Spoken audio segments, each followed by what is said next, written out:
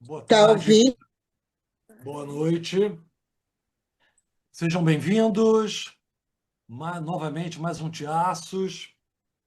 Hoje a gente vai ter a grande alegria de receber novamente um colega querido nosso, chamado Sylvester Wojtkowski.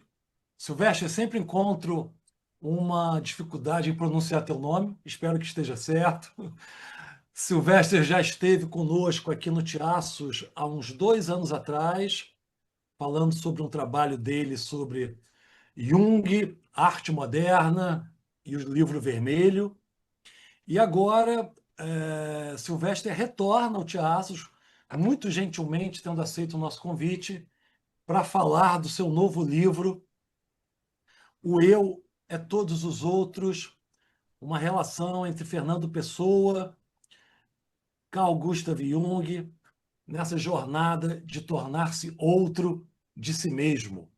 Não havia como ter um analista junguiano estrangeiro falando de Fernando Pessoa e nós não o convidarmos para ele apresentar esse trabalho para nós na língua materna do poeta português, mas também sabendo que Pessoa é uma grande referência, talvez uma das referências mais absolutas da poesia em língua portuguesa. Queria apresentar o Sylvester para todo mundo. Sylvester Wojtkowski é psicólogo clínico e psicanalista junguiano em consultório particular na cidade de Nova York.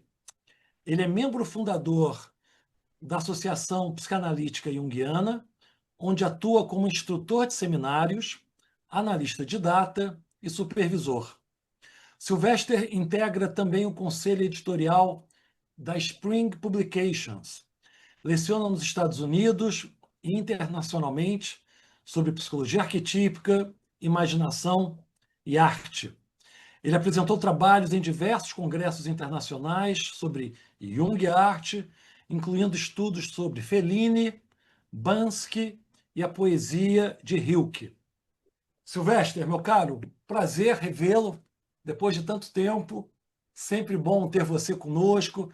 Ficamos muito felizes de você ter aceito o nosso convite. Não havia como não te convidar para falar de Jung e Fernando Pessoa para nós, né, na língua portuguesa. Então, muito obrigado pela tua generosidade em aceitar o nosso convite. Seja bem-vindo.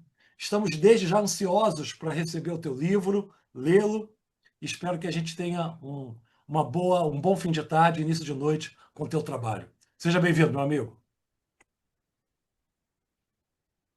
Thank you. Thank you, Marcus, for your kind introduction. So let me start with this in the background so we have it. Okay.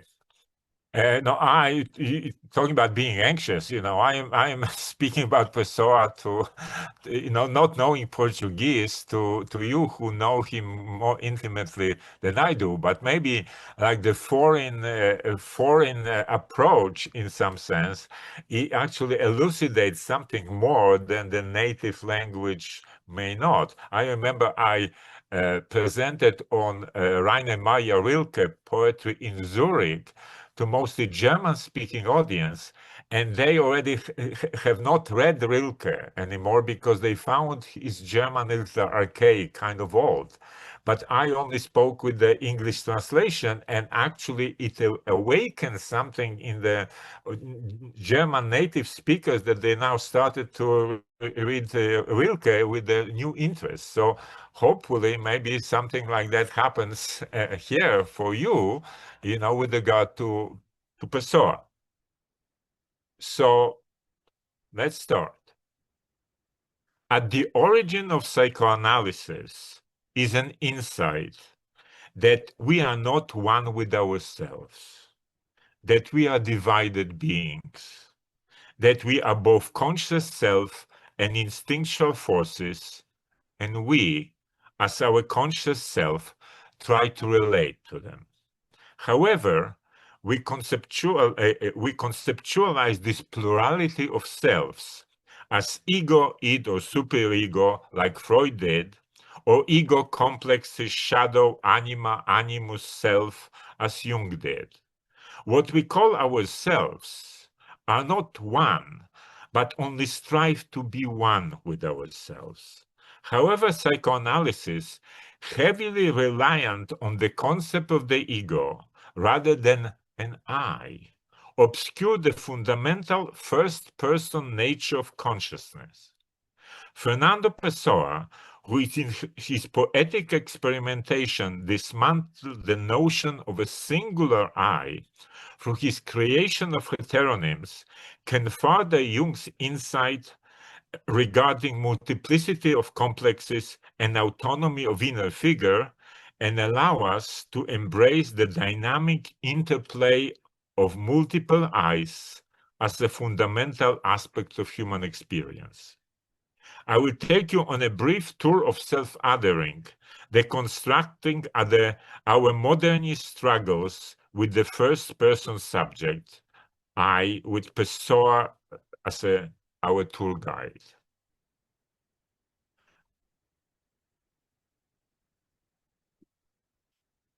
At the beginning of Memories, Dreams, and Reflection, Jung writes, "We are a psychic process which we do not control or only partly direct.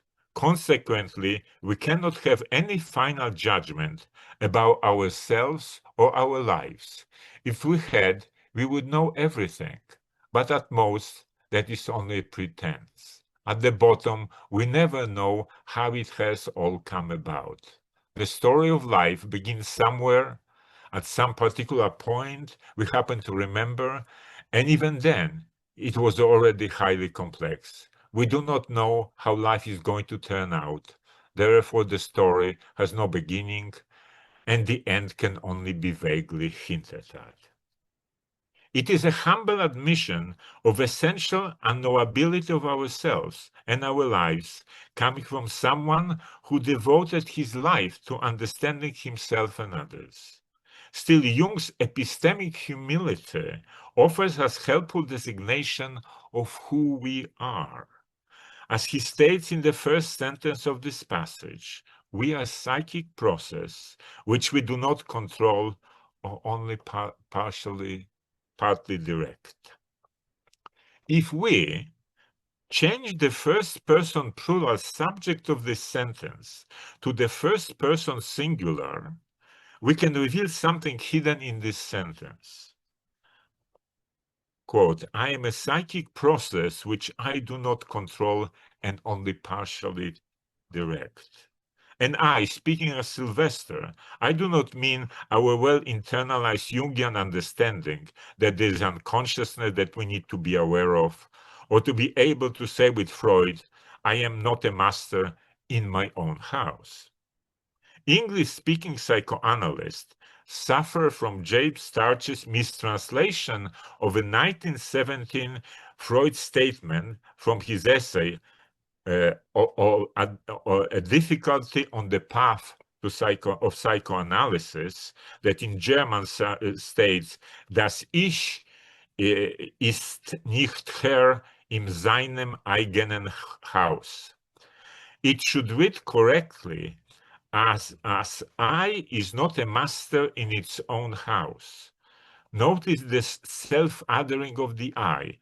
The I is treated in this sentence as a third person singular. This translation allows us for the moment to distance ourselves from our own I and see it as a separate entity from ourselves. If this reading was available, perhaps we could notice the self-alienation of the subject and find this insight confusing and perplexing, leading to investigation of the mystery of the subjectivity of the I. And returning to Jung's phrase, "I am a psychic process," we can see that I is not an entity, an ego, but a process. English process derives from Latin procedere, from which English proceed. It's a way of going forward, to advance, to progress. It's a course, a method or action. It's passing or lapsing of time, a narrative, an account, and also the course or content of a narrative. It was used in English since the 14th century. Thus, the I, as a psychic process, is simply a way to proceed, to move forward through time. So an I is a way, a method, not an entity, which is even more obscured and reified when we translate it as an ego. The I is a flow of time, a fluid matter, more river than the solid place on its bank from which to view the experience. The I is a fluid subject. I includes in itself its essential changeability. It as if the concept of the I, subject both of identity and of the first person sentence spoken that identifies I as a momentary subject with particular white transitory qualities, was just a way of becoming, unfolding in time of psychic process that through the use of the subject creates an illusion of intelligibility. The I is the psychic process. When I say something, it's a psychic process manifesting in time. It's a self-narration of itself that is by necessity experienced as a first-person subject. It's an experience of the I as an I. If there is no I, there is no experience. There is no consciousness. Another paradoxical feature is present in this sentence. On the first glance, the I in I am psychic process and the I do not control or only partly direct seem to be the same I. However, upon reflection, they appear somewhat different. The first I is a fluid psychic process, and the other I is an inept agent who doesn't control the process and is barely able to direct it. Thus, to see more clearly these different I subjects, let's transform this sentence a bit further from I am a psychic process by disidentifying momentarily who I am to I is a psychic process. I am is our natural identification with the subject of the sentence. It's both ingrained in our spontaneous locution and enshrined in English grammar.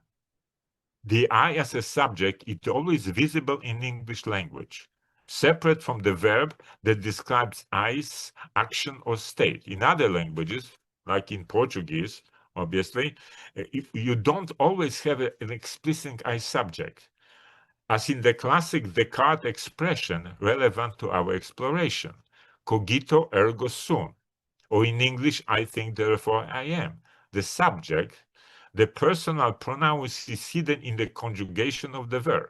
Actually, in this particular sentence, two I's are hidden in the verbs, one in cogito, I think, and the other in sum, I am.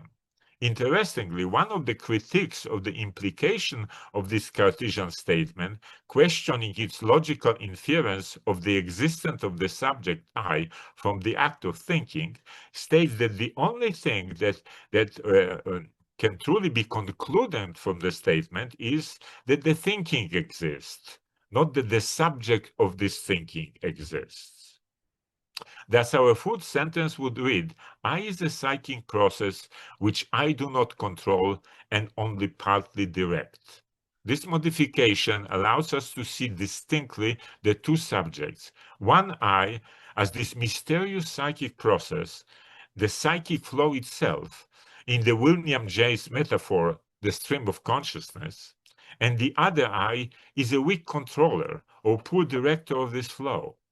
It is almost as if the other I emerges as an illusory subject that wants to imagine itself that is in control and direct this stream, a personification of gravity that propels water down the slope or moving psychic libido down the gradients of psychic energy.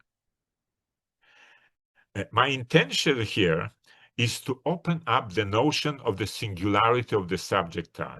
In some sense, it's a confirmatory hypothesis, because I'm using Jung's statement to point out those moments in sorry. I'm using Jung's statement to point out those moments in which he seems to be seeing something that is not just an I, a solid known subject, but the mystery in the bright light. I imagine that Jung could probably agree that the life is a psychic process, or even that his life is a psychic process. However, seeing one's life as a psychic process differs significantly from perceiving oneself, the I, as a psychic process, to consider oneself a fluidity, to consider the subject itself, the I, as fluid. Although such meaning is explicit in the sentence, we are psychic process, it takes an effort to recognize it as such and reflect on the I as a process.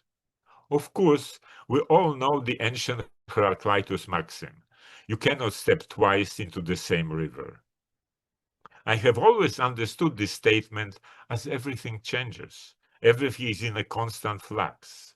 However, I based my comprehension of this notion on the image of the waters of the river constantly changing. Different waters flowing through it every day. The subject you was taken for granted, as if this you that enters of the river is constant. There's another similar phenomenon closer to our Jungian home that I imagine we all experience. You cannot enter twice into the same Jung. The words of particular essay of Jung have not changed over time, unlike the waters of the river, but still you cannot step twice into the same Jung. And at such moments, upon reflection, I realize that it must be me that has changed, hopefully for the better or wiser. But still, while I consider myself changed, I do not consider my I as changed. Since our habit of identifying with the thinking grammatical subject is so strong, it is because the I, conceived as a psychological entity ego, is by definition singular, unique. What if instead we could question the assumption of singularity of the I? Western tradition has valued Platonic dialogues and used them as a foundational text of our culture, where they description of exchanges among real people, or were they Plato's inventions, using quote-unquote real Socrates and his real or imaginary interlocutors to validate Plato's own statement as spoken by them. It seems that we, that is, generations later, do not care for the reality or for their fiction, but examine closely what they said and have built functioning cultures based on speeches of invented or real characters. In traditional view of novelistic writing, in order to write a fictional character into being, the author uses his or her imagination and invents the figure, its name, circumstances, its thoughts, speech, actions, its world in which it interacts with other figures. And the writer does it all on his or her own, by sheer power of his or her imagination. The figure speaks in the first person singular subject, I, words of the author, that is not the figure itself that the author put into its mouth. The author disclaims that he said it. It's fiction, he says. In the global West, accepting freedom of speech and poetic license, authorities tend to believe the author and only occasionally consider it a slander if the invented figure resembles too closely the real figure, although that needs to be settled in court. However, in some authoritarian cultures, the authorities do not believe the author and jail him or her for the views that the fictional characters express, or even use fatwas, like Salman Rushdie's, for the author from another culture for what his fictional characters have said. True to their totalitarian nature, as they aim at creating or at least controlling everything in their territory, the authorities believe that the writer is the real author of everything that he created. Thus, paradoxically, they still believe in the reality of fiction and act true to the reality of identity of authority and author, punishing the author who they believe has full authority over his writing and is responsible for what it says, as if he himself said it in real life. Many modern writers recognize multiplicity of selves. Here is Anais Nin from her 1932 diary. I have been tormented by the image of multiplicity of selves. Some days I call it richness. The other days I see it as a disease, a proliferation as dangerous as cancer. My first concept about people around me was that all of them were coordinated as a whole, whereas I was made of multiple of selves, of fragments. I know that I was upset as a child to discover that we only had one life. It seems to me that I wanted to compensate for this by multiplying experience. Or perhaps it always seems like this when you follow all your impulses and they take you in a different directions. In any case, when I was happy, always at the beginning of a laugh, euphoric, I felt I was gifted for living many lives fully. It was only when I was in trouble, lost in a maze, stifled by complication and paradoxes, that I was haunted, or what I spoke of my madness, but I mean the madness of the poets. And in Orlando, Virginia Woolf envisions her multiplicity of selves, for she had a great variety of selves to call upon, far more than we have been able to find room for, since the biography is considered complete if it merely accounts for 6 or 7 selves, whereas a person may have many thousand.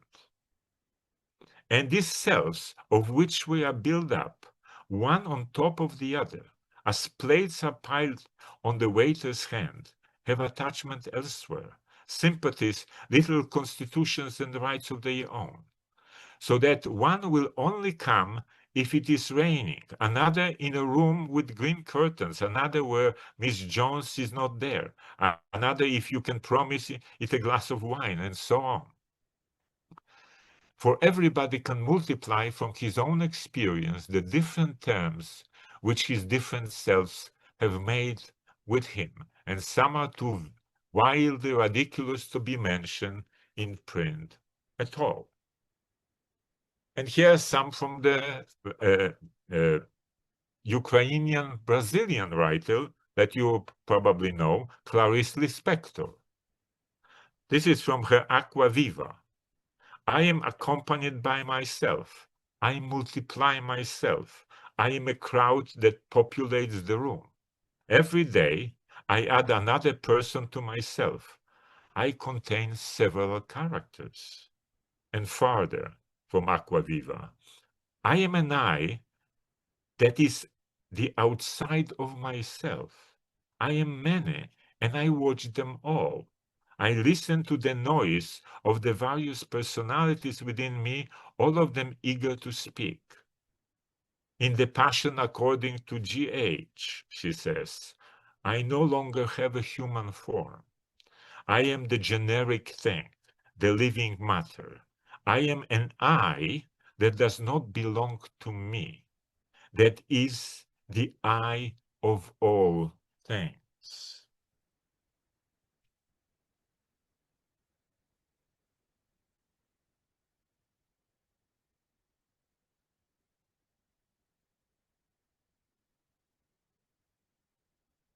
So we are in daily life like Deleuze and Guattari, French philosophers and psychoanalysts, who keep our own names out of habit, even as we recognize that each of one of us is several. Since each of us was several, there was already quite a crowd. Why have we kept our own names? Out of habit, purely out of habit, to make ourselves unrecognizable in turn, to render imperceptible not ourselves, but what makes us act, feel, and think. Also because it's nice to talk like everybody else, to say that the sun rises when everybody knows that it's only a manner of speaking. To reach not the point where one no longer says I, but the point when it is no longer of any importance whether one says I. We are no longer ourselves. Each will know his own. We have been aided, inspired, multiplied. Freud apparently said that wherever he went, he found that there was a poet there before him. And the poets were there before the psychoanalyst. Poets were approaching subject of poetic othering throughout the 19th century. In 1818, in a letter to Richard Woodhouse, 22-year-old John Keats developed a notion of chameleon poet, who, quote, is not itself, it has no self, it's everything and nothing, it has no character, it has no identity, end of quote. Keats' capacity to depersonalize led to his existential uncertainty whether he speaks as someone else. Even in this very letter that he ends by saying, but even now I am not perhaps speaking for myself, maybe, but from some character in whose soul I now live.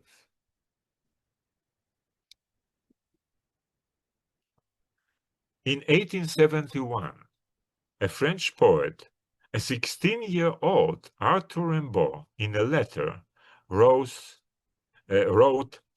"J'ai un autre." I is another. Rimbaud writes, I is another, not I am another.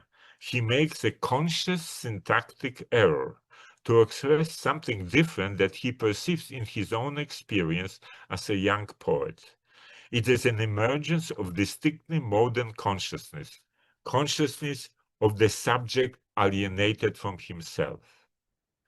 In 1910, published in 1918, Pessoa was the first to use other as a verb to other in English. These are his Shakespearean poems that he wrote in English.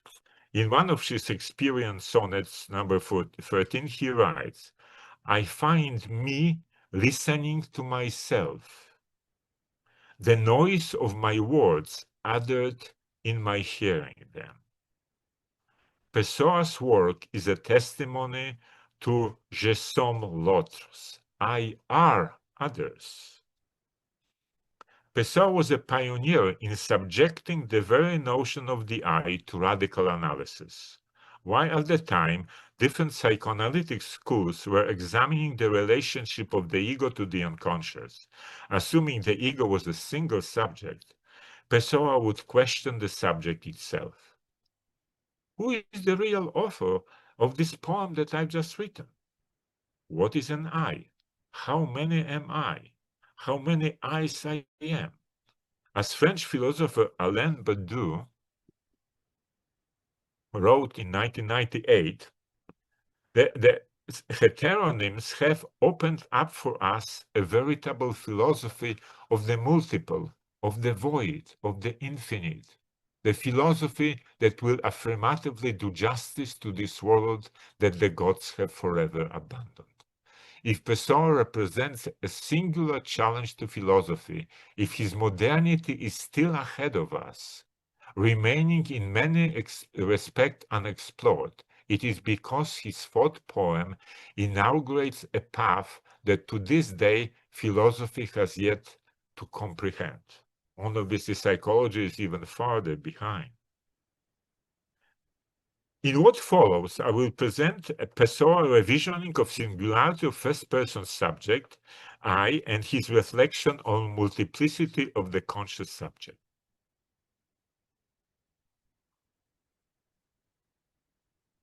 As you know, on March 8, 1914, Fernando Pessoa had his triumphal day. His master, Alberto Caeiro, appeared to him and wrote 30-odd poems that constitute the Keeper of Sheep. In response to this flood of foreign creativity, Fernando Pessoa wrote 6 of his own poems of the slanting rain or oblique rain. Then Ricardo Reis emerged as a classical poet, writing odes in style of Horace. And then another flamboyant poet manifested, penning an intense manifesto, the triumphal ode, Alvaro de Campos. As Richard Zenit, Pessoa biographer, put it, the 4 greatest Portuguese poets in the 20th century are all Fernando Pessoa. Pessoa calls this process heteronym to distinguish it from pseudonym. Quote, pseudonymous works are by the author in his own person, except in the name he signed. Heteronymic works are by the author outside his own person. They proceed from a full-fledged individual created by him. End of quote. Pseudonym is a mask to disguise the true identity of the author, while heteronym is the author transforming himself into another I. Each heteronym is lived by the author from within himself and has, quote, passed through his soul, end of quote. Pessoa perceives other spirit moving through his soul and gives it voice. His habitual I depersonalizes and becomes a host to another spirit, an alien I.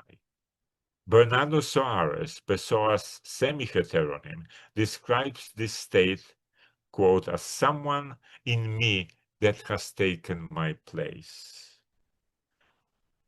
It is not an I who welcomes you, an empathic move, but it's you who displaces my I, hence the experience of estrangement, alienation, and otherness.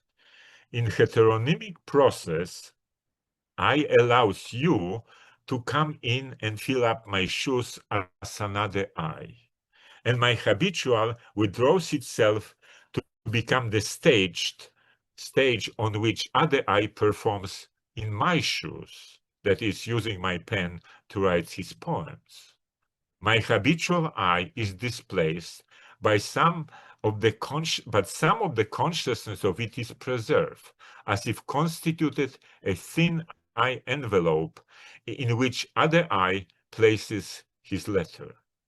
Heteronym is another subject which his own poetic style, different from Pessoa's.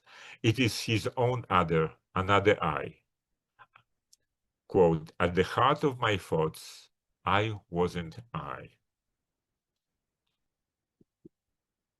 Alberto Caeiro. I will now offer some examples how each of the major heteronyms describe their multiple subjectivities. In The Keeper of Sheep, Caeiro imagines himself multiple as the flock of sheep that are his thoughts wandering through the hills. And if sometimes I want in my imagination to be a little lamb, or to be the whole flock and wander over the entire hillside and be many happy things at the same time. He sees himself as 2 subjects interacting with each other. One is the writer who sits at the desk and writes the shepherd with the stick in his hand and sees the other I on the hill who looks at the writer's sheep and sees his ideas. Or looks at the writer's ideas and sees his sheep, and smiles pretending to understand. It is as if I of the writer and the I that the writers write into being interact with each other as 2 subjects.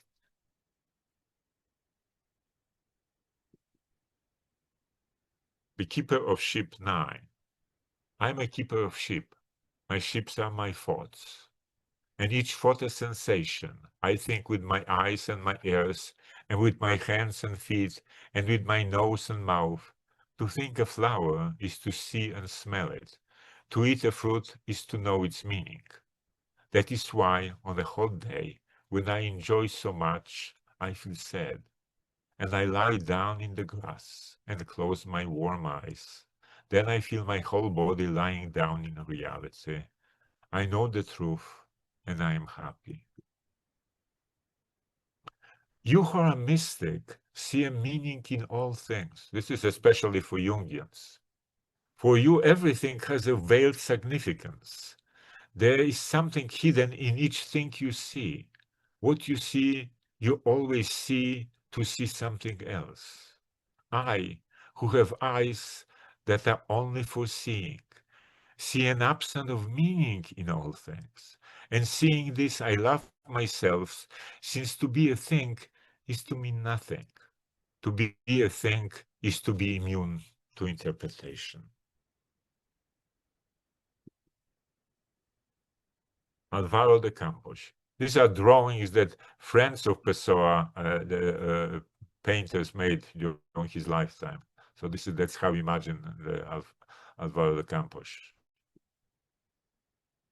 This is fragment from Time's Passage. To feel everything in every way, to live everything from every side, to live to be the same thing in all ways possible at the same time, to realize in oneself all humanity at all moments. I multiply myself to feel myself. To feel myself, I had to feel everything. I overflowed. I did nothing but spill out. I undressed, I yielded. In each corner of my soul, there is an altar to a different God.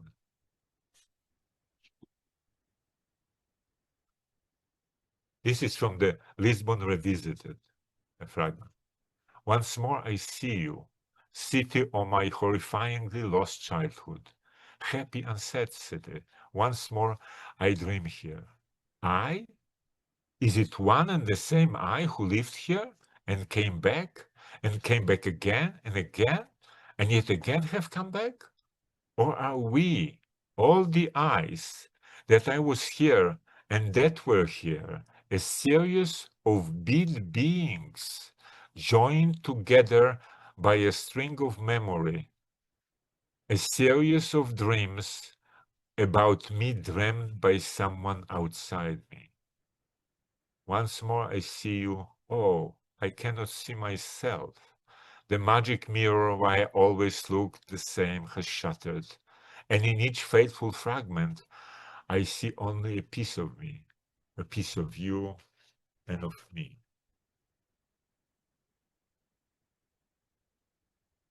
Note, my soul shattered like an empty vase. It fell irretrievably down the stairs. It fell from the hands of the careless maid. It fell breaking into more pieces than there was china in the vase. Nonsense, impossible. I'm not so sure. I have more sensation than when I felt like myself. I am a scattering of shards on a doormat that needs shaking. My fall made a noise like a shattering vase. All the gods that are lean over the stair rail and look at the shards they may change me into. They don't get mad at her, they are forgiving. What was I by an empty vase? They look at the absurdly conscious shards, conscious of themselves, not of the gods. They look and smile. They smile forgivingly at the unwitting maid.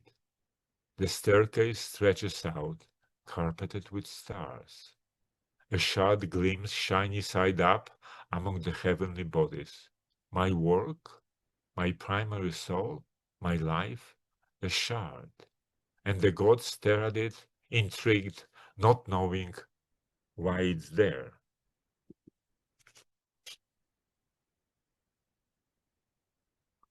I am beginning to know myself. I don't exist. I am a gap between what I'd like to be and what others have made me. Or half of this gap, since there is also life. That's me, period. Turn off the light, shut the door, and silence the shuffle of slipper in the hall. Leave me alone in my room with the vast piece of myself. It's a shoddy universe. I'm going to bypass this long poem, The Arch of Triumph, so you may read it on your own. I send it to Isa so she can find it, because it's quite long. So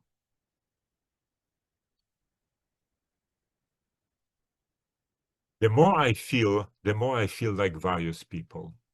The more personalities I have, the more intensely, stridently I have them, the more simultaneously I feel with them all, the more unifiedly diverse, disparately attentive I feel, I live will be, the more I will possess the whole existence of the universe, the more complete I will be in the whole of space, the more analogous I will be to God, whoever he may be, because whoever he is definitely everything, and beyond him there is only him, and for him everything is too little.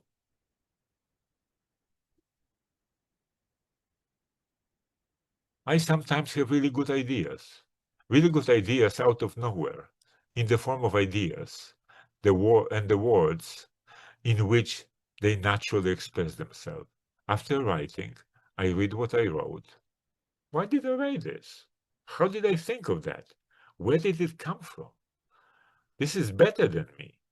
In this world, we are merely pens full of ink, with which someone actually writes what we set down on paper.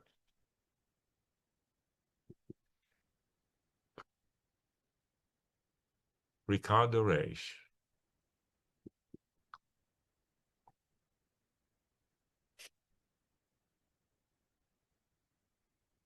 Looking back, I see a different me, and the past is present in memory.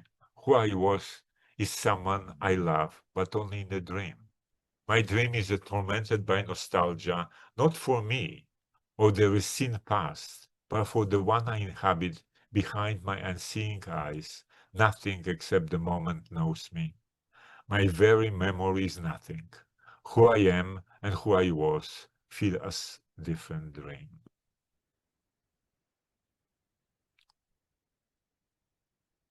I do not know from who I recall my past. I was another. Nor do I know myself.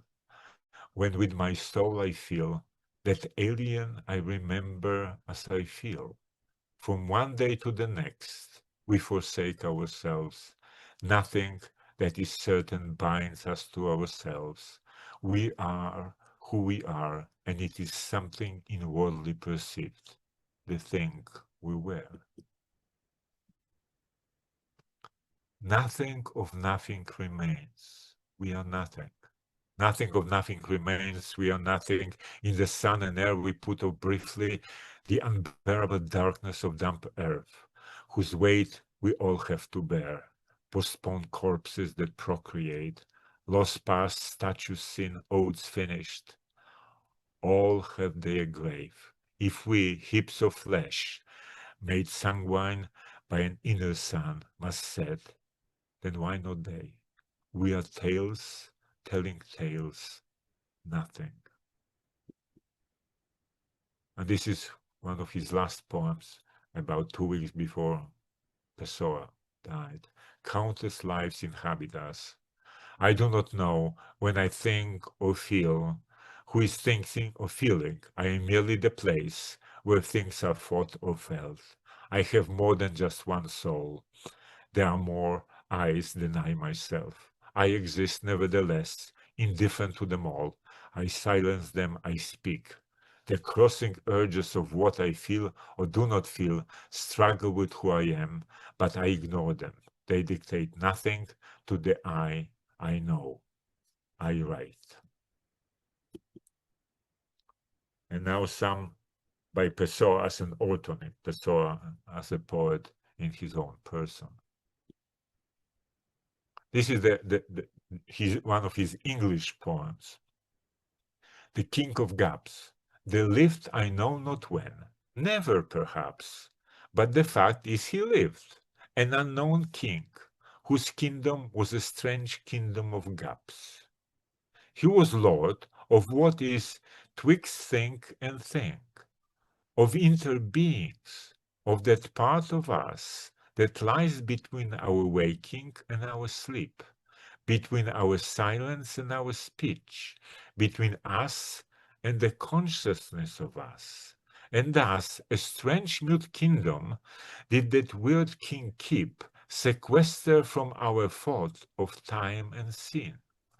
Those supreme purposes that never reach the deed, between them and the deed undone, he rules uncrowned.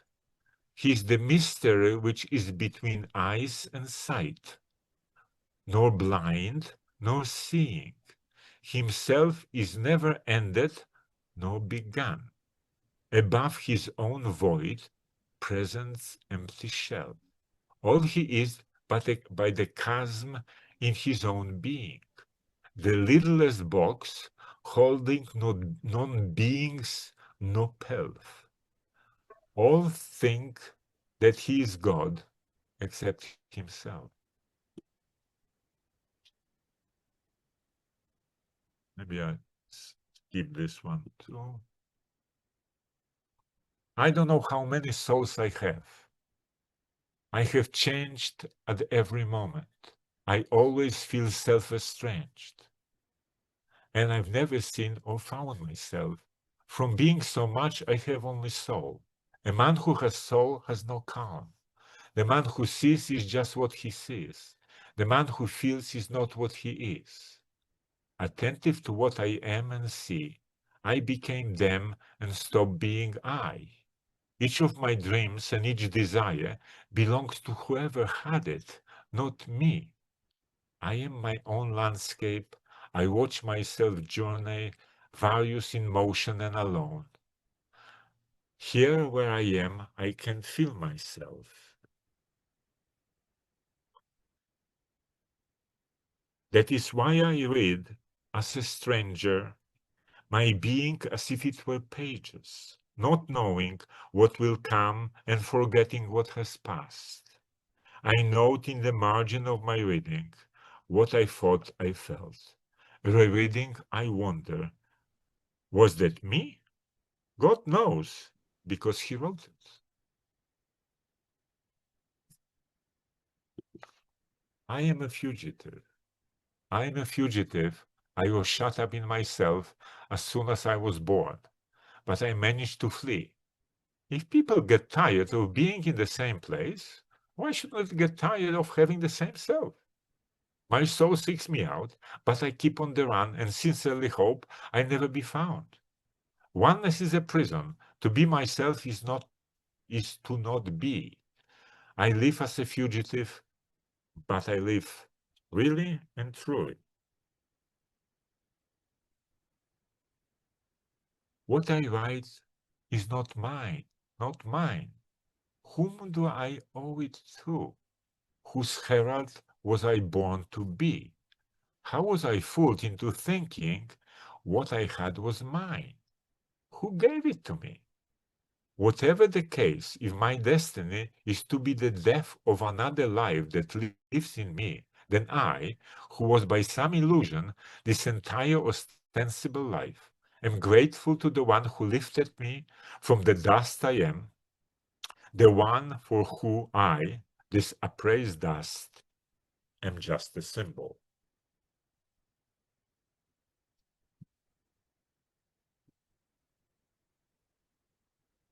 Day by day, we change into whom tomorrow we will not recognize.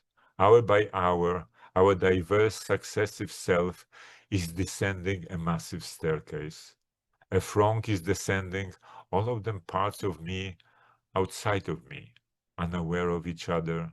Oh, what a frightful resemblance they bear. Without knowing it, they are multiple. I look at them, none me, but all me. And the throng, blind to my presence, swells, growing in number. I don't know how. I feel them all inside me, moving me, and I descend profusely innumerable, until I pass them all and lose myself. And this is the last poem of Pessoa, 11 days before he died. There are sicknesses worse than any sickness. There are pains that don't ache, not even in the soul, and yet they are more painful than those that do. Their anxieties from dreams, they are more real than the ones life brings. They are sensations felt only by imagining them. They are more ours than our very own life. There are countless things that exist without existing, that lastingly exist and lastingly are ours. They are us. Over the muddy green of the white river, the white circumflexes of the seagulls, over my soul, the useless flutter of what river was nor could be, and it's everything. Give me more wine, because life is nothing. And his last words were in English, I don't know what tomorrow will bring. And now we go for some fragments from Livro de Desassuego, that it's illustrated by the Portuguese Brazilian writer and a painter Alfredo Margarido.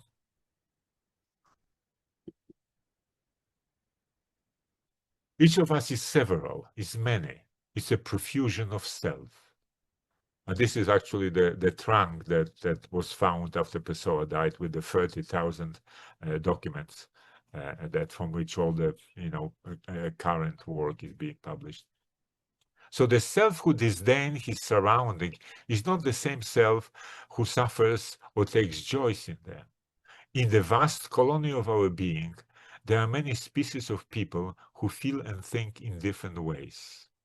Or another one, in this moment of seeing, I suddenly find myself isolated, an exile when I always thought I was a citizen.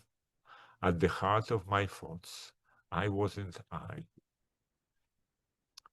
I don't have any idea of myself, not even the kind of idea that consists of the idea of myself. I am a nomad in my self-awareness. The herds of my inner riches scattered through the first watch. Eternal tourist of ourselves. There is no landscape but what we are. We possess nothing, for we don't even possess ourselves. We have nothing because we are nothing. What hand will I reach out, and in what universe? The universe isn't mine. It's me. I live aesthetically as someone else. I sculpted my life like a statue made of matter that is foreign to my being. Having employed my self-awareness in such a purely artistic way, and having become so completely external to myself, I sometimes no longer recognize myself. Who am I behind this unreality? I don't know. I must be someone.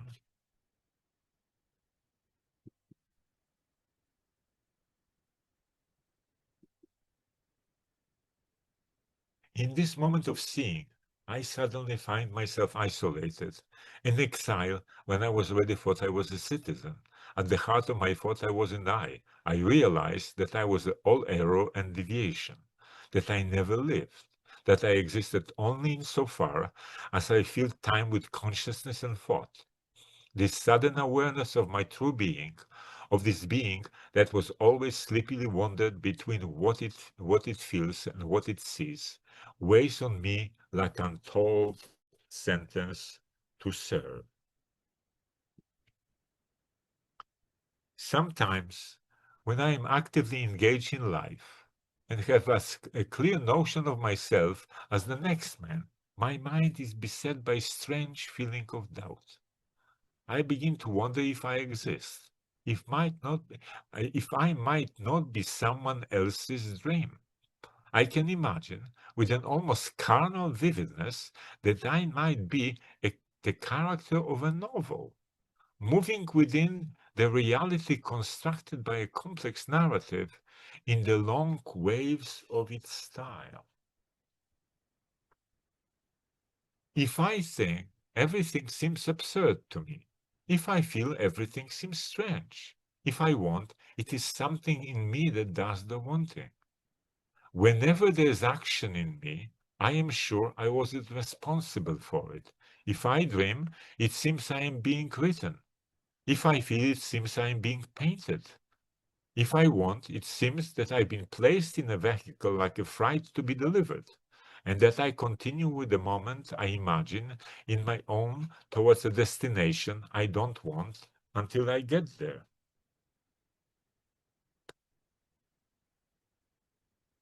Perhaps a novel is more perfect life and reality which God created through us. Perhaps we live only to create it. It seems that civilization exists only to produce art and literature. Words are what speaks for them and remain. How do we know that these extra human figures aren't truly real? It tortures my mind to think that this may be the case. I've noticed that certain fictional characters assume a prominence never attained by the friends and acquaintances who talk and listen to us in visible real life. And this makes me fantasize about whether everything in the sum total of the world might not be an interconnected series of dreams and novels, like little boxes inside larger boxes that are inside yet larger ones. Everything being a story made up of stories, like 1001 Nights, and really taking place in the never-ending night. I realized in an inner flash that I am no one, absolutely no one. Before the world existed, I was deprived of the power to be. If I was reincarnated, it was without myself, without my I. I am the suburbs of non-existent town, the long-winded commentary on the book never written. I am no one at all. I don't know how to feel, how to think, how to want. I am a character in an unwritten novel, waiting in the air, dispersed without ever having been, among the dreams of someone who didn't know how to complete me. Maybe let's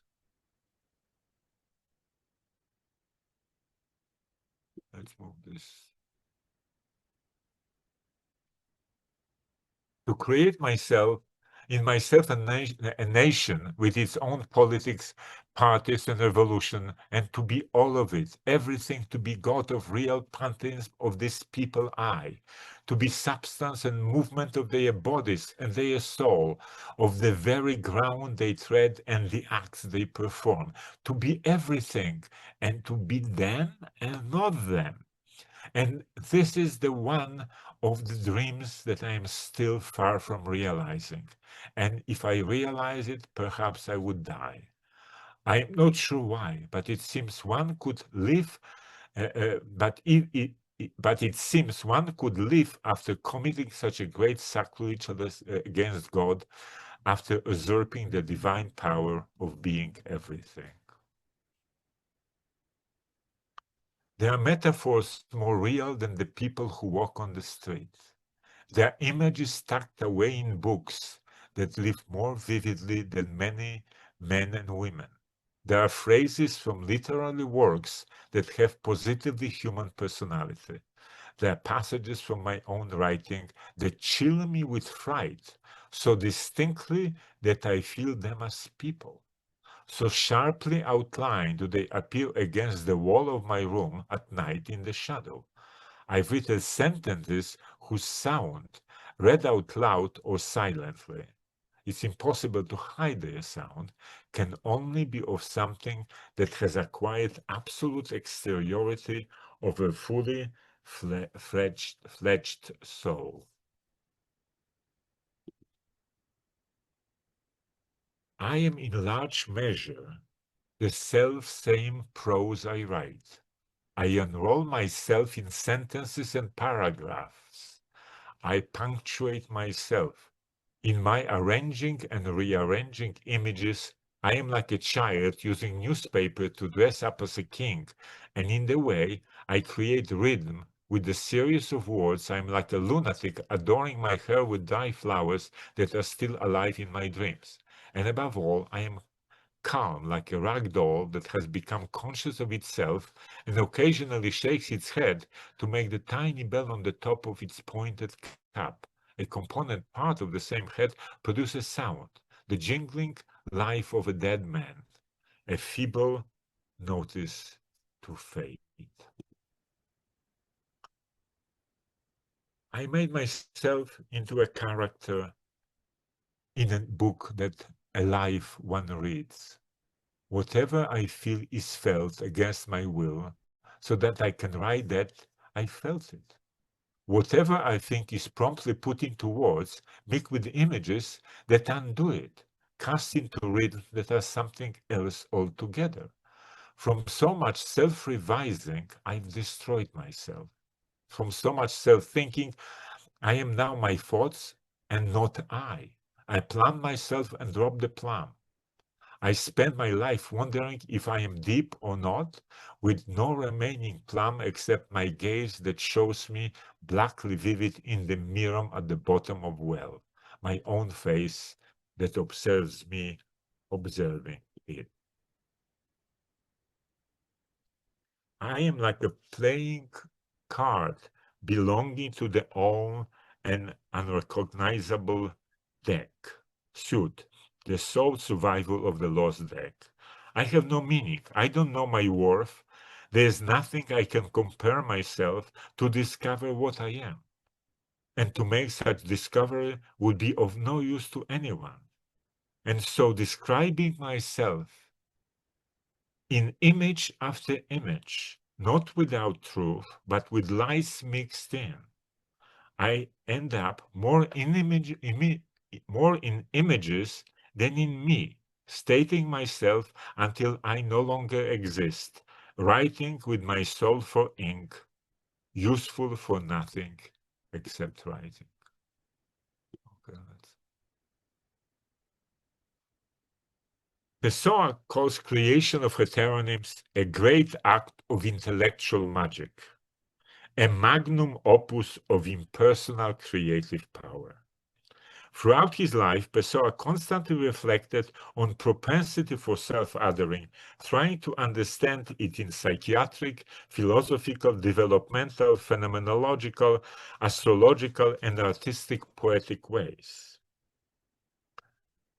Quote, ever since I was a child, I felt the need to enlarge the world with fictitious personalities, dreams of mine that were carefully crafted, envisaged with photographic clarity and fathomed to the depths of their soul.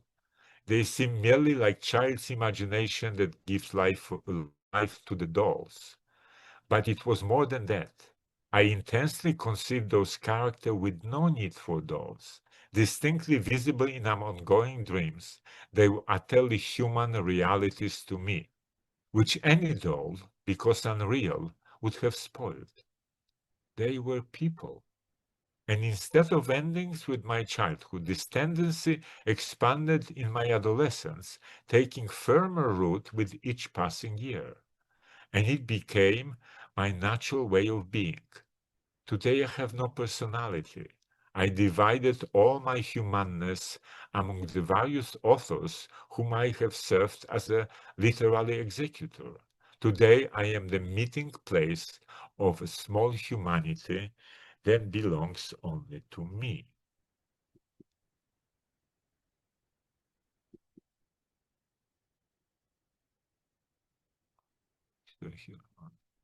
Pessoa attributes the personalizing proclivity to his extreme dramatic temperament that creates dramas divided into soul, devoid of theatrical action.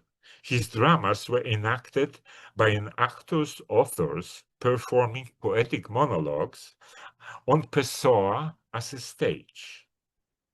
Pessoa depersonalizes himself to let heteronyms perform. He considers his capacity as a kind of madness, which he believes accompanies any higher mental activity, that he imagines sharing with Shakespeare, whom he considered the original creator of heteronyms. Quote, let's suppose that a supremely depersonalized writer, such as Shakespeare, instead of creating the character Hamlet as a part of a play, could create him simply as a character without any play.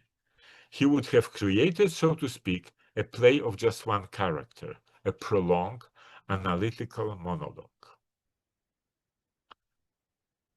It is akin to Jung's exploration in the Black Book, where his habitual I had to let the other I speak. Only by I withdrawing into itself can the other I express himself. Initially, Jung perceived this manifestation as facet of his own being, as internal dialogue with himself. However, with practice, he realized the autonomy of these other voices expressing their own perspective as subject. Now I will briefly look at the familiar experiences of Jung's multiplicity, keeping in mind Pessoa's reflections. We know from MDR that even Jung's childhood experiences carry recognition of different subjects, eyes. 7-year-old Carl sits on the stone and plays an imaginary game. I am sitting on the top of the stone and it is underneath. But the stone also could say I and think. I am lying here on this slope and he is sitting on the top of me. The question then arose, am I the one who is sitting on the stone, or am I the stone on which he is sitting? 10-year-old Carl made a secret treasure, a little black mannequin and a painted stone, which he placed in a pencil case and hid in the attic. He wrote a little scroll letters to the mannequin in a secret language and stored it in the case. Quote, I remember that I was also the other, the person who possessed this inviolable secret, the black stone and the little man in the frock coat and the top hat. I had vague sense of the relationship between the soul stone and the stone, which was also myself. At 11, Carl had an experience of becoming conscious of himself. Suddenly, for a single moment, I had the overwhelming impression of having just emerged from a dense cloud. I knew all at once, now I am myself. It was as if the wall of mist were at my back, and behind that wall there was not yet an I. But at this moment I came upon myself. Previously I had existed too, but everything had merely happened to me. Now I happened to myself. Soon afterwards, enraged at his friend's father's reproach, Carl realized that he was actually two different persons. One of them was a schoolboy who could not grasp algebra and was far from sure of himself. The other was an important high authority. This other was an old man who lived in the 18th century. And reflecting further, he writes, somewhere deep in the background, I also knew I was two persons. One was the son of my parents, who went to school and was less intelligent, attentive, hardworking, decent, and clean than many of other boys. The other was a grown-up, old, in fact skeptical, mistrustful, remote from the world of men, but close to nature, the earth, the sun, the moon, the weather, all living creatures, and above all close to night, to the dreams, to whatever God worked directly in him. This he will call personality number 1 and personality number 2. The play and counterplay between personalities number 1 and number 2, which has run through my whole life, has nothing to do with the split or dissociation in ordinary medical sense. On the contrary, it is played in every individual. In my life, number 2 has been of prime importance. I have always tried to make room for anything that wanted to come to me from within. It's a typical figure, but it's perceived only by the very few. Most people's conscious understanding is not sufficient to realize that he is also what they are. You consider this experience not an exceptional, but typical to humans, although hard to become conscious of. In Mysterium, in Black Red books, Jung's I undergoes initiation into accepting reality of objective psyche, to disidentify himself from his thoughts, and to see psychic figures as real people. Elijah teaches Jung's I on the nature of thoughts.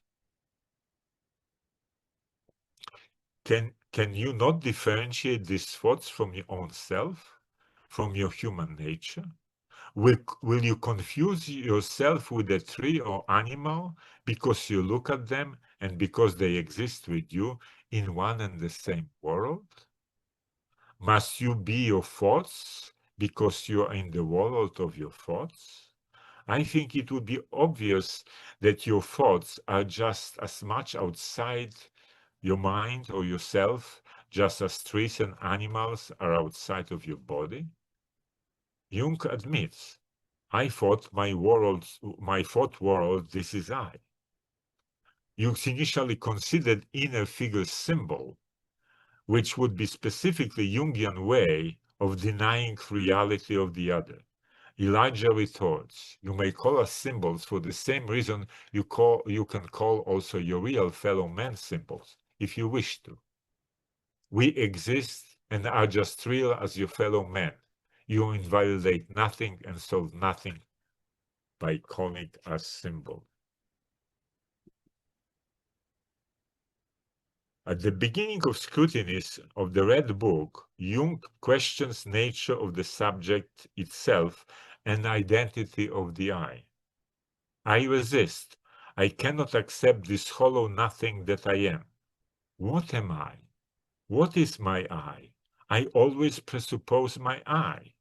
Now it stands before me, I before my I. I speak to you now, my I.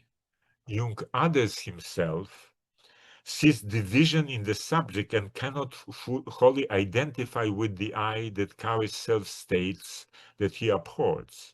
Jung's I designate this other my brother I, and proceed mercilessly to incite him with a bunch of invectives 10 pages long in the Black Books. If you were not I would have torn you to pieces long ago. In the Sermons to the Dead, Jung advocates multiplicity as the aim of differentiation and see oneness as a mutilation of creation. Quote, happy am I who can recognize the multiplicity and diversity of the gods. But woe unto you who replace this incompatible multiplicity with a single God. In so doing, you produce the torment of doubt for the sake of one God and the mutilation of creation whose nature and aim is differentiation. How can you be true to your own nature when you try to turn the many into one? The soul teaches Jung about fluidity of the subject I. No longer you are an I, but a river that pours forth over the lands, a door between two eternities, an open passage, which is similar to the King of God, Pessoa. Ka understand that each element of the psyche has the quality of the first person subject I. Quote, the tree becomes a leaf. The leaf is the I. as well as the whole tree. The eye of the tree becomes manifold in the leaves, and each leaf is the whole tree eye. Yes, it is smaller than the whole tree, and yet not less than the eye. Is not every cell of the tree eye and eye? And again, every grain in the cell and eye of the cell, and the eye of the leaf and the eye of the tree? While in black books, Jung interacted with other autonomous subjects and recognized their reality as person, and it took him decades in his scientific writing to accept that. He considered complexes, and these are different names that he calls complexes in over different periods of his theoretical development. Psychic factors, objects of inner experience, animated foreign bodies, having their own wholeness with relative degree of autonomy. Each has his own peculiar characters and separate memory. They are living units. They are splinter psyche, who appear in personified form in dreams. They are beings in their own right. And finally, he calls them the little people. He gradually restored complexes to their full person he interacted with in black books. In the commentary on the Secret of the Golden Flower, Jung considered complexes complicated partial systems which have character of person. He sees ancient gods are developed from such partial system to personify ideas into abstract notion. But beside the ordinary, widely recognized effects, there are subtler, more complex emotional states which cannot be described as pure and simple simple affects, but are complicated partial systems which have more of their characters of personalities the more complicated they are. Being also constituents of the psychic personality, they necessarily have a characters of persons.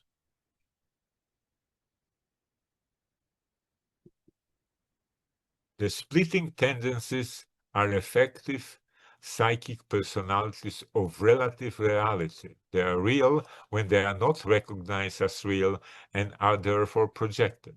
Relatively real when they are related to the conscious. In religions, this stage leads to the forming of a cult. But they're unreal insofar as consciousness has begun to detach itself from its contents. And even as Jung, the psychologist, performed the psychological operation on these complicated partial systems that diminish their autonomous personhood, Jung, the phenomenologist, recognizes personification as interesting to this phenomena, as if remembering his experience interacting with this subject in the black books. I must declare once and for all that the personification is not an invention of mine, but is inherent in the nature of the phenomena. It would be unscientific to overlook the fact that anima is a psychic and therefore personal partial system.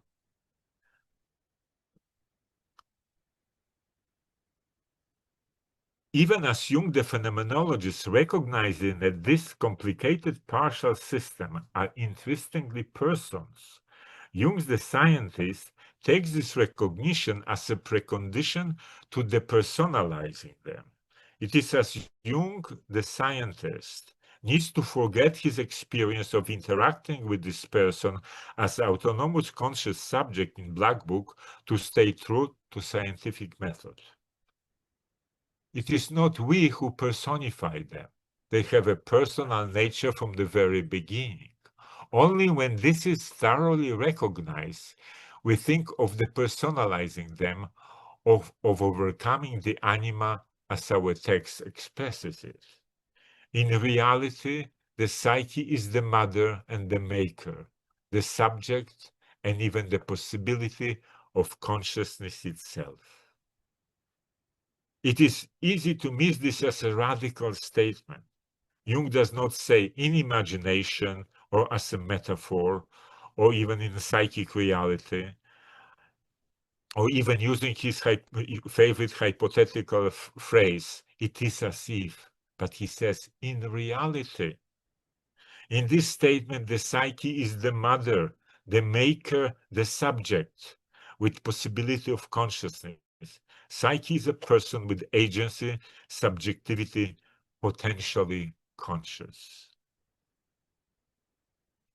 In the archetypes of the collective unconscious, Jung writes, quote, our unconscious is an acting and suffering subject with an inner drama which primitive men rediscover by means of analogy in the processes of nature. This is the most explicit that I could find theoretical recognition of the unconscious as a subject, and not just any subject. It's a subject that acts. It's a subject that suffers. It's a subject that has interiority and drama within it. It's a subject like I am a subject. It is an I. Our primitive I, however, does not relate with it directly, but through analogy to nature. It is a paradoxical statement, since consciousness of the rediscovery precedes the consciousness of discovery. However, what if this was not a rediscovery through analogy, by discovery through relating?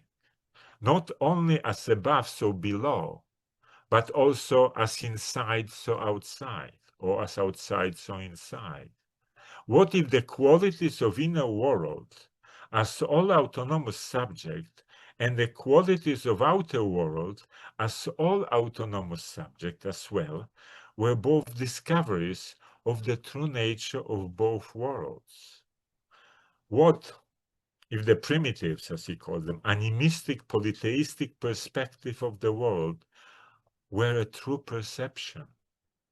That not only humans are person, but all beings and things, material and immaterial, are persons too. And what if our civilized monotheistic transcendentalist perspective, limiting the personhood to humans and the single God, and even he, a being in three persons, was not the only wrong-headed, but also wrong-heading? And what if the late Western odyssey of the discovery of the unconscious, to echo the Ellenberger's historical quest, was a bright day journey, even more perilous than the night sea journey, to the long abandoned place of being at home in the world? On this conscious voyage, we have had to face monsters of reason that deny reality of this internal subject and are threatened with madness if we persist to relate to them as person.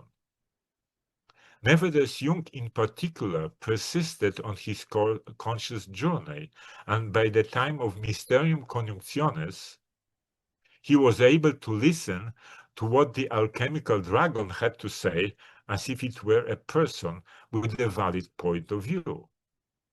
It was a way to recognize the subject within to lead us to the long-forgotten perspective, to the rediscovery that there are subjects everywhere, inside and outside.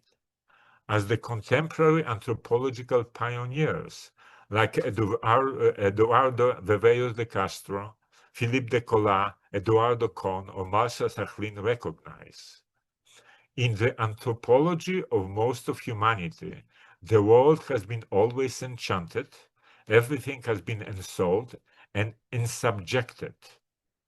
All beings, mineral, vegetal, animal, human, and suprahuman, are person and can be interact with it as such. In tracing the seemingly desperate path of Pessoa and Jung, I try to illuminate the multiplicity intrinsic to the conscious subject. Both thinkers move beyond the traditional concept of monolithic self. Pessoa, through his radical act of poetic creation, gave voice to the spectrum of autonomous eyes, challenging the very notion of singular authorial self.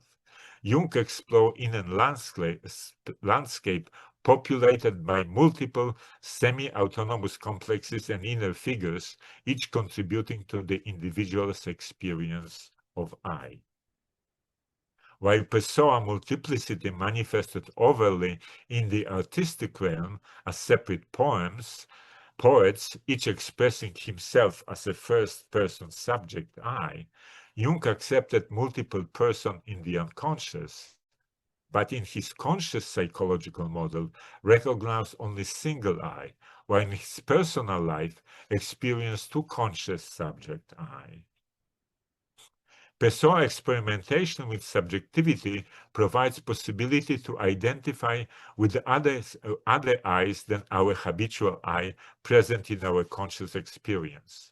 Any complex is manifested in our experience as a first-person subject I. But our scientific method describing psychic events from the third-person perspective and recognizing only one I blind us to this ever-present mystery of subjectivity, that the I may not be the fixed point, but rather a dynamic interplay of multiple subjects, other I's. Pessoa insight into multiple conscious subjectivities can help Jungians to deepen their respect for multiple consciousnesses in the psyche, all subjects having unique experiences who can manifest as conscious I, while we allow our habitual I to empty itself and let the others in. Through traversing the world of multiple subjectivities of Pessoa and of Jung, we have arrived at the position that recognizes fluidity of the first-person subject I and their multiplicity both in our consciousness and in the unconscious. Pessoa teaches us to be aware of the poetic eyes bringing thoughts and feelings to consciousness and willingly become the personalized, welcoming host, become a stage on which the first-person subject, using our expressing faculty, perform their countless lives that mysteriously inhabit us.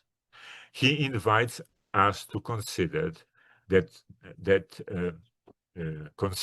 we are not one I, but many eyes, and to embrace not only with disquiet, but with astonishment and curiosity.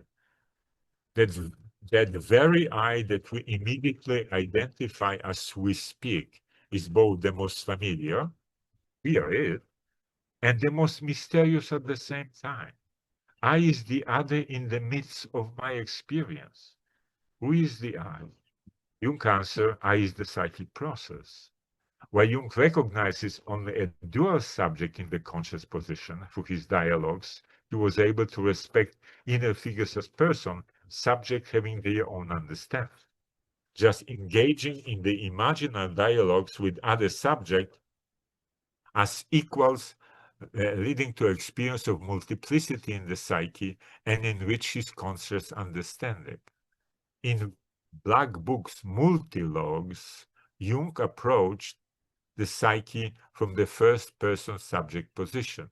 His habitually gave the space for other I subjects appear in imagination and writing and share their perspective. However, because scientific methods approaches the material from the third-person position, it took him decades to see through conceptual language of complexes into their personhood. While at the same time, in active imagination, he was able to engage complexes as person and interact with them. The journey of self-othering, recognition of multiplicity of subject with the psyche and many eyes in the conscious position brought us closer to the recognition of subjects everywhere, a position that contemporary anthropology arrived by studying surviving indigenous culture. Contemporary anthropology has embraced what they call the emic view of the world of indigenous people, any view meaning from within the other. This is the Eduardo Viveiros de Castro. The world of immanent humanity is also a world of immanent divinity, a world where divinity is distributed under the form of potential infinity of non-human subjects. This is the world where hosts of minuscule gods wander the earth. This is the world that has been called animist, a world where the object is particular case of the subject, where every object is a subject in potentia. Instead of the solipsistic formula, I think, therefore I am, the indigenous cogito must be articulated in animistic terms, and it exists, therefore it thinks. Thank you for listening.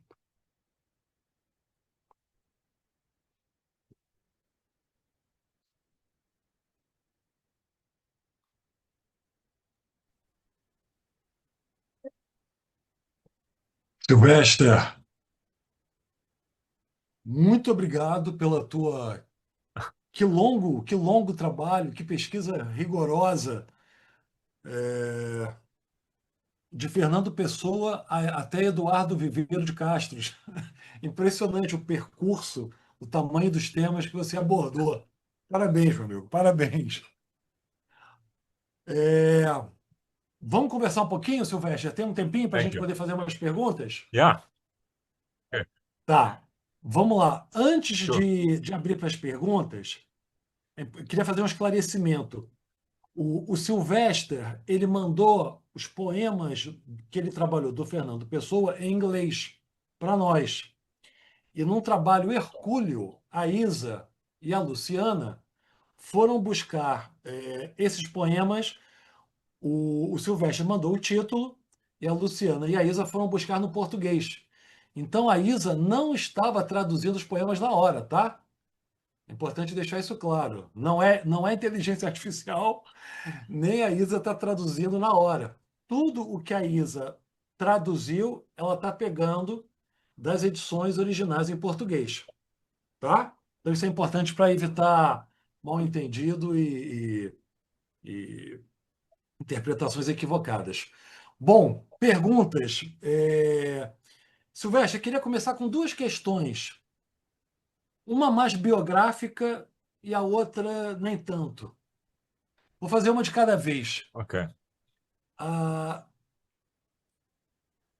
Você chegou a Fernando Pessoa por ser um analista junguiano ou Fernando Pessoa chegou em você antes da própria antes do próprio exercício de ser junguiano na vida? Qual é a ordem dos fatores? Quem chegou primeiro, Fernando Pessoa ou Jung? No, Jung arrives first. First of all, in English, the translation of Pessoa started to appear only in the late 90s, really, mostly. There was some, I mean, like now I know more about it, but most of the late 90s, partly because it was starting to be digitized. Richard Zenit, start to translate things. So I knew first Pessoa from Richard Zenit when I was already, actually I was in Jungian training when I was teaching. I used some poems, mostly kind of symbolic poems of Pessoa to illustrate some basically Jungian ideas. In the 90s, I still didn't know about multiplicity of the subject of Pessoa. And I knew very little about the biography of Pessoa. Because in English translation, there's maybe a few pages kind of introduction, and there's mentioned some things that he was born, his father died when he was 5, and moved to South Africa and so on, and was very little kind of substantive information. But when the Pessoa biography by Zenit was published during COVID, I had plenty of time, as we all had, to read stuff. So I was really engrossed myself in this 1100 pages of the biography, and then so I was first Jungian. before I became Pessoa. You know. But I was Jungian already with Hillman, so I was more in the multiplicity, not so much in the self-Jungian view, that the kind of there's unity. I grew up in the totalitarian regime when the one truth, one voice was suspect by definition, that was oppressive, not only the kind of a singularity of Christian God, but the singularity of the Soviet power that sort of controlled Eastern Europe. So I always was suspect of the authority that says that's how things are, and there's only one truth, so to speak. So I guess from that perspective, the Pessoa, that there are many truths, many versions, many ways of seeing, appeal to me just by virtue of growing up in that kind of experience.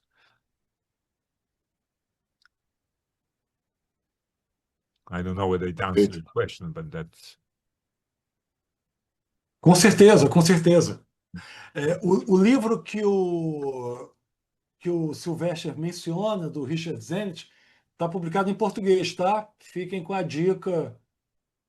É a melhor biografia, me parece, de pessoa que existe, né? O Sylvester faz referência a ela várias vezes.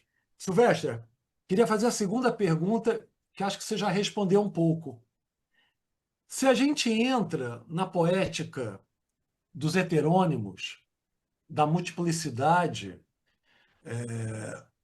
de um descentramento do eu, apresentado pela poética do Fernando Pessoa, algumas palavras chaves e caras para uma determinada leitura junguiana, como centro, unidade, integração, elas ficam muito abaladas. Yeah. A minha pergunta, Yes. a poética de Pessoa nos aproxima de um outro Jung, de um Jung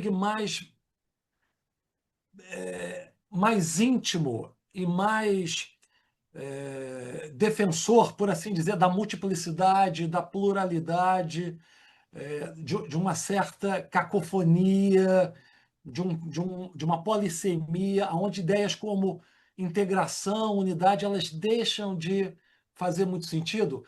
Propõe não um novo Jung, mas um outro Jung que também está nas obras completas. O que você acha?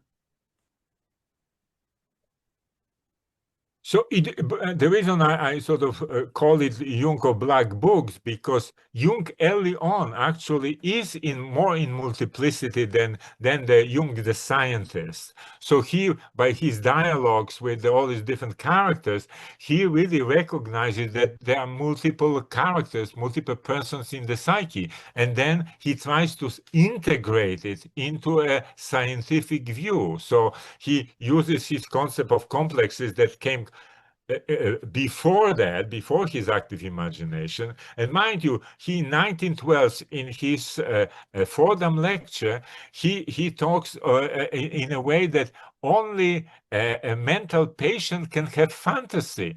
The psychiatrist cannot have fantasies. So when you look at what he does in 1925, when he looks back at the symbols of transformation, he says that he only could imagine the fantasy in the mind of a sick patient at that point. So, but by virtue of immersing himself in the mythology, he eventually, after a break with Freud, he himself has the flow of fantasy after initially working with his little houses that he builds on the soil, and then he says the flood of fantasies open. And then he has this dialogue. So at the beginning, he's more multiple in a way, and then eventually kind of meet Jung from, let's say, 1920. He gets multiplicity in some sense with the types. With the types, he gets into at least 16 different types. So there's a certain kind of multiple ways of experiencing the existence, and then he's slowly, he's right, he's illustrating the Red Book at the same time and so on. So he's still doing that material. And then when he enters into alchemy, he then sort of finds in a sense, theoretical model that can allow for more multiplicity than just conceptual framework of the, the conscious, unconscious, and all the complexes and the kind of more abstract forms of understanding the psyche. So at the end, if you read like Mysterium Conjunctionis, he presenting the basically images. There are images, and some of these images he has dialogues with, and every so often he makes connections to his notions of the self and anima and so on, but recognizes that these are all images, and would even say that images are persons. Uhum. Perfeito, perfeito. No, and Obrigado, as you know, the Silvestre. Hillman takes this multiple Jung, the Jung that into differentiation, into fragmentation, into distinction, not the Jung as a unifying, the integrated kind of we have to integrate the complexes kind of thing, rather than relate to differences. Perfeito, perfeito. Ótima resposta. Obrigado, Silvestre. Vamos abrir para pergunta para as pessoas, tá? Martinha, querida, você. Não é a Luciana? A Pode ir Luciana... primeiro, pode ir primeiro, querida. Então tá bom. Muito obrigada, então. Muito Não tinha visto, obrigado, Lu. Silvestre. Gostei muito e, assim, o que eu queria fazer de um comentário é que teve um psicólogo aqui, né, brasileiro, Carlos Bernardi, ele fez uma dissertação de mestrado da Universidade Federal Fluminense, dizendo exatamente, fazendo esse paralelo, o nome entre o James Hillman, né, o personificar do James Hillman, e o Fernando Pessoa. Ele estava fazendo mestrado, né, em literatura portuguesa, e ele fez isso, foi em 1995. Então, eu fiquei assim, achei muito interessante, né, assim, como é que o Fernando Pessoa chegou, né, porque assim, foi muito interessante, né, essa questão dos heterônimos, né, e ele até coloca uma passagem interessante de um crítico do Fernando Pessoa, né, do João Gaspar, que fica muito irritado porque ele vai para encontrar Fernando Pessoa e o Fernando Pessoa se apresenta, não é o Fernando Pessoa que se apresenta, mas Álvaro de Campos. E o João Gaspar fica com muita raiva depois, porque acha que o Fernando Pessoa estava, né, falseando, né? Estava fazendo uma representação, e que, na verdade, quem falou com o João Gaspar foi o Álvaro de Campos, né? Então, eu acho que essa questão assim de não fazer isso como uma falsidade, vamos dizer assim, uma histeria, né? Personagens dessa forma, mas sim a questão desse personificar, né? Assim, de cada vez era Álvaro de Campos que estava falando, né?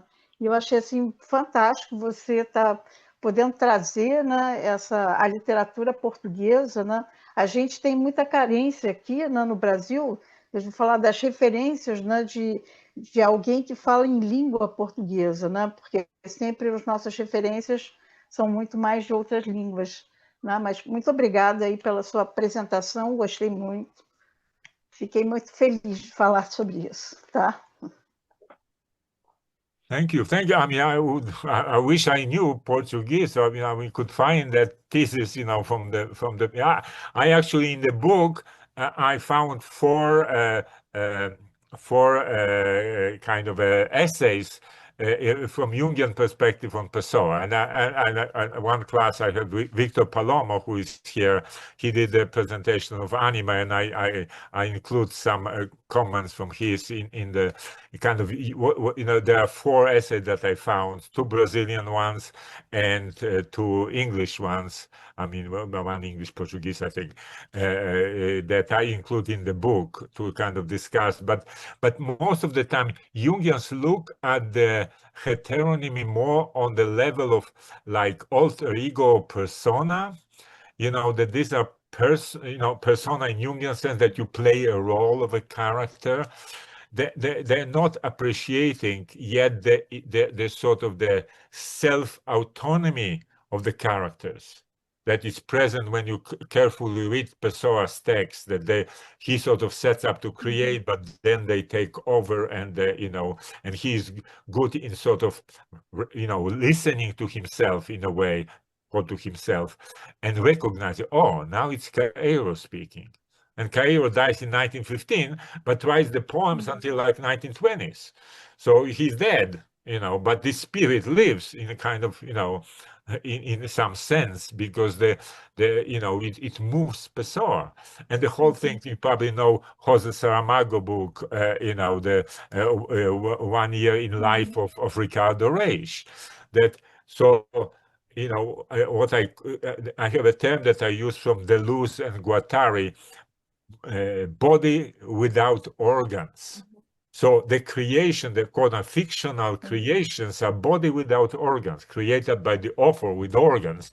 But once the author dies, the body without organs live, because then they are not embodied in the physical form of the author.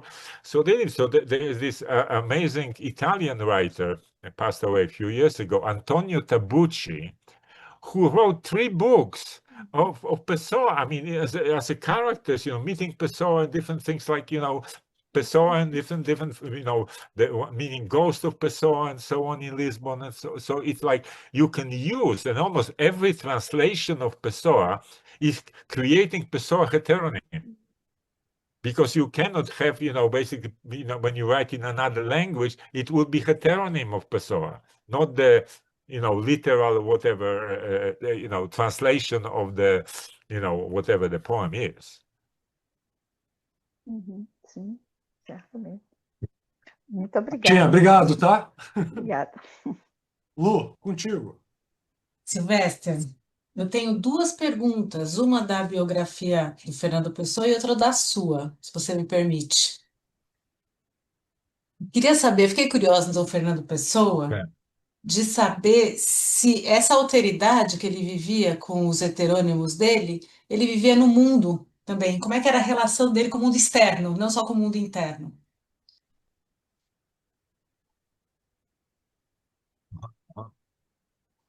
A outra, eu vou esperar você responder, essa eu te faço a pergunta para você. Okay.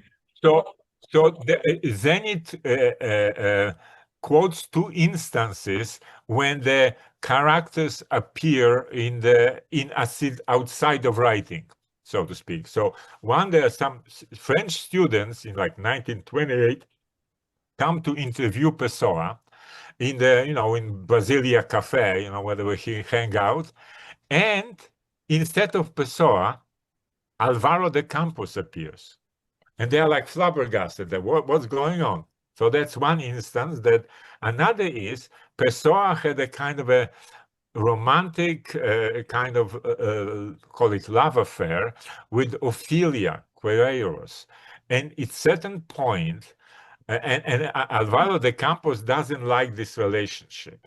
So it sometimes, they go on a date and Alvaro de Campos appears, and sort of disturbs the balance, becomes the third wheel, so to speak, and they actually break up because of Alvaro de Campos' sort of intrusion. So these are 2 instances that somehow it becomes externalized, in the quote-unquote real world, whatever that means. Pô, mas ele tinha uma relação assim com o mundo externo, ele era uma pessoa sociável, vamos dizer assim. Oh no, this is in Europe at that time, probably in Brazil as well. There was a kind of intellectual, artistic life in cafes.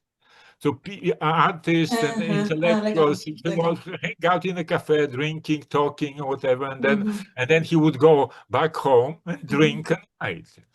And then come back and again, made some little money here and there by translating business letters in English or French, and but it was a kind of social. I had friends and so on, but never had a romantic relationship in a kind of long way, and probably was a virgin. I mean, because what we don't know what was there, but maybe had a homosexual attraction as well. So he was kind of, given multiplicity, I would imagine. E a minha pergunta para você é assim, se no seu trabalho analítico você costuma usar a poesia, literatura, no trabalho com os pacientes, e se sim, se você vê efeitos e em que contexto? Efeitos diferentes no processo As analítico, digo, né? amplification, yes.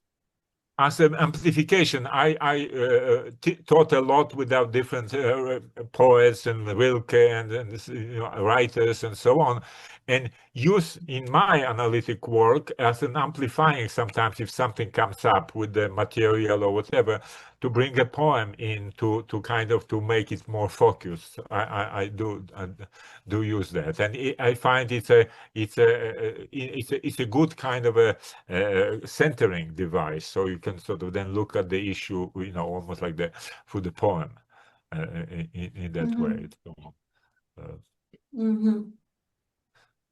Muito bem, muito obrigada.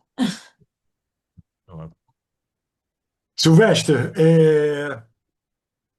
Yeah. duas questões.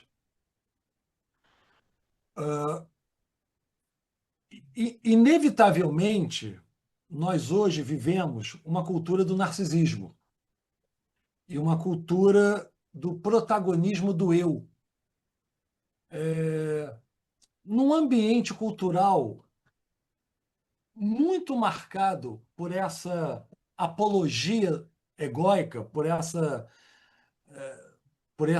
esse protagonismo do eu, a ideia de pessoa, de heterônimos, pluralidade, mesmo a ideia de dissociação, ela não tende hoje a ser pensada muito mais em termos patológicos, transtorno da múltipla personalidade, transtorno dissociativo, e ela não perde a sua capacidade existencial, estética, psíquica.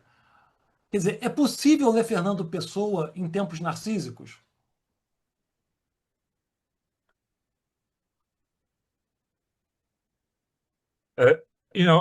One of the, I don't remember the name, one of the kind of the people, I mean, a lot of people from literature study Pessoa, obviously, and somebody, discussing the issue of multiple personality disorder. With regard to like the characters, maybe, as some kind of multiples. I mean, there are some people who have sort of the extreme dissociation and have a dozen characters or something like that, and some know each other, some don't, and there's like a center character and so on. But this person coined the term with regard to Pessoa, multiple personality order. They are ordered. They are not disorder. They are not running all over the place. They are not sort of making chaos in Pessoa's life. They're orderly. They come up and they say their piece, so to speak. He writes it down, and another character comes in and goes down. So, in that way, there is a component of order. There's in the psyche, things can be organized as different characters.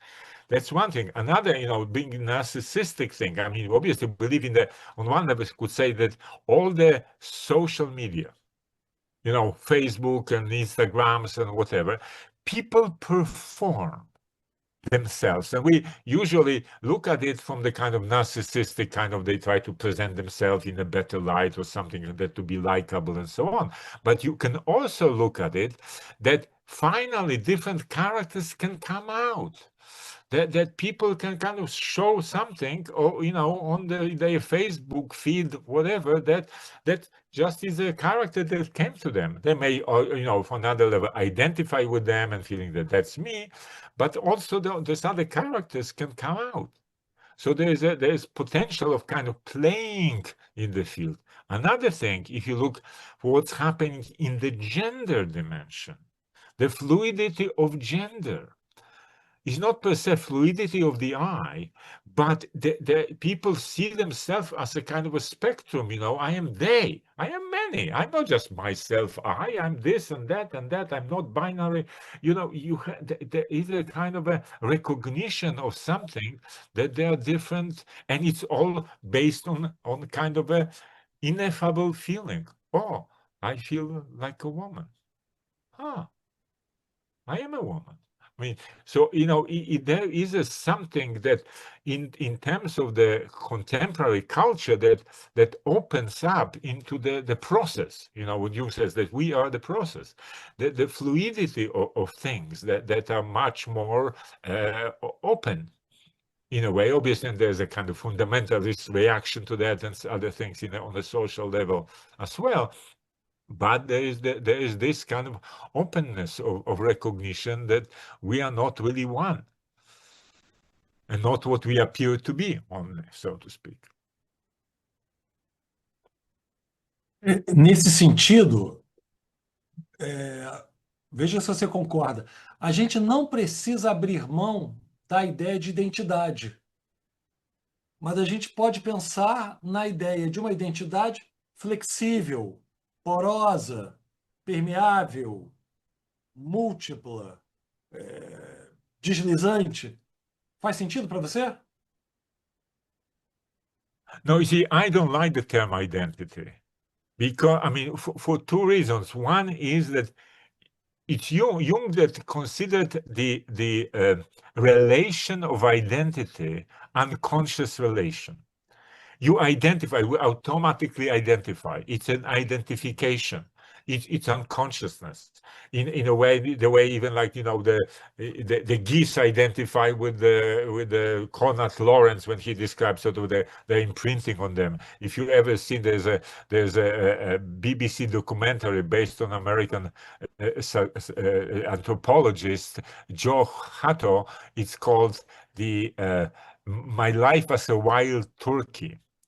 He spends a year with raising wild turkeys and becomes kind of a wild turkey himself, so he can relate to these wild beings. And you see there are 12 of them, and each one has distinct personality.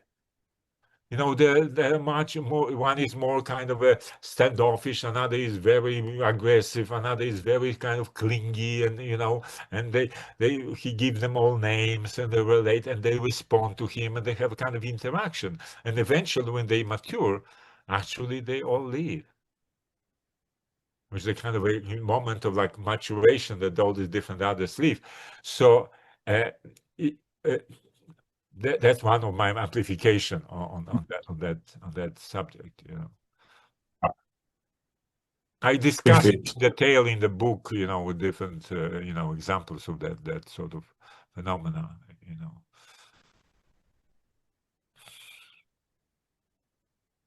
Perfeito, ótimo. Sylvester, 8 horas, não quero estender seu tempo. Vou encerrar com 2 perguntas rápidas, tá? Primeira pergunta, qual é o seu heterônimo favorito? Existe um? Na obra do Pessoa. I mean, it depends, at certain moments it depends on, I love some crazy stuff of Alvaro de Campos, who is like, there are there's this early, if you know the Allen Ginsberg, The Howl, the American poet, very crazy kind of poem.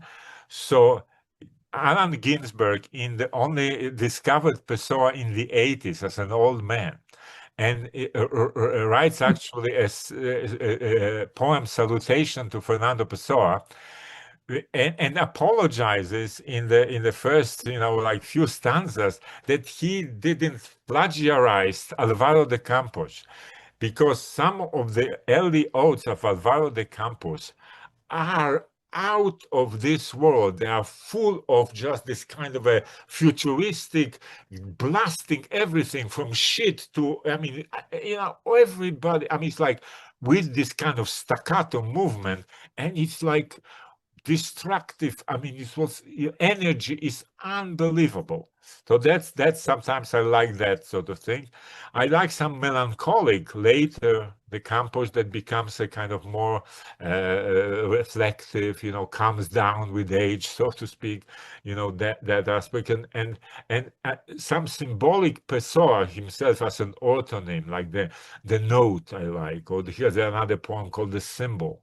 That we are sick of symbols, and kind of it depends, but and there's some kind of English ones that are like Alexander Serge, that has some interesting ideas in the early sort of Pessoa, when he's initially, after he comes from South Africa, he writes mostly exclusively in English. Only later begins to write in Portuguese. É uma resposta coerente com a ideia de multiplicidade, né? Depende, a cada circunstância, uma escolha particular, né? So Agora, let's hear Sylvester, from other people. So, just bring some, whatever somebody has to offer. You can make comments and things,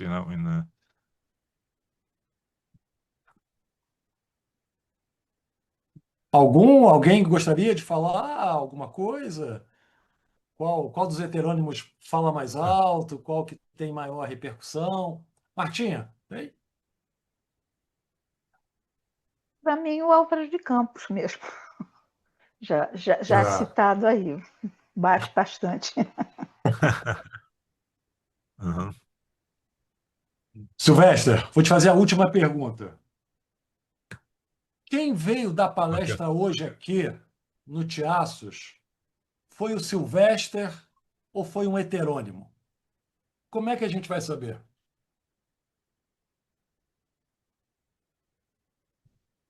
Well, you tell me. I don't know. I don't know what is being manifest, in that presence, I have probably few kind of subjects that I can recognize, but maybe something else, I was a little anxious with regard to talking to Brazilians with the, knowing the originals of Pessoa.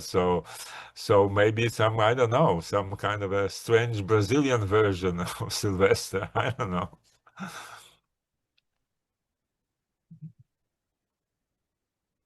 Queria te agradecer, meu amigo, pela presença, te parabenizar pelo imenso trabalho, rigoroso trabalho, belo trabalho que você fez. Estamos todos ansiosos para ler teu livro. O livro é daqui a 2 meses? Probably like somewhere in the summer that already will come out, from what I hear from Klaus Ottmann, who is the editor. 600 páginas? Repeat that, sorry. Yeah, something like that, yes. It's not 1,100 pages like Zane, half of it, Tá ótimo. Sylvester, muito obrigado. Parabéns pelo seu trabalho. Thank you for giving me this opportunity to present this work, and really, I enjoyed it so much. Thank you.